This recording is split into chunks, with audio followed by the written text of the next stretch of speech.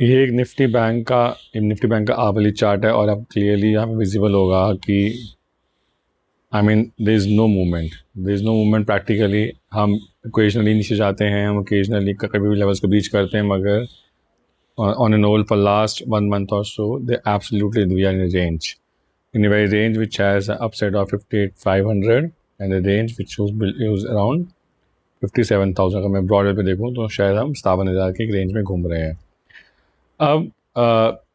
But again, we have to trade based on the technicals. So what's my technicals? My technicals says that this lower highs, this lower high is important.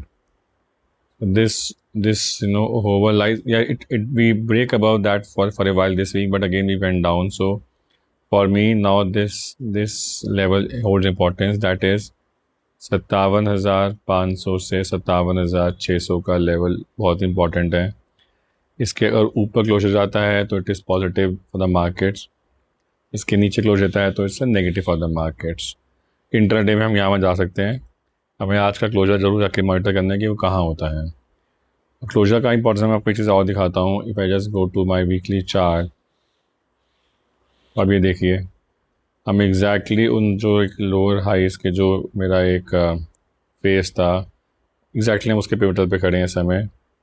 तो अगर कहीं ना कहीं closure आज negative होता है, let's suppose 300 के आसपास, 300 के आसपास, it's an area to go short as per the opportunity. Otherwise, if we really go above 57,700 तो हम कह सकते हैं कि ठीक है, we can go long.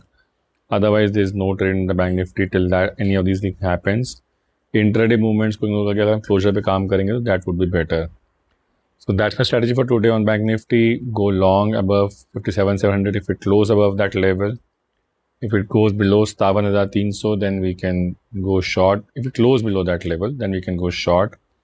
Otherwise in between I think just मस्त रही है। आई थिंक कोई ट्रेड करने की ज़रूरत नहीं है मेरे हिसाब से। Please, thank you very much, have a good trading day.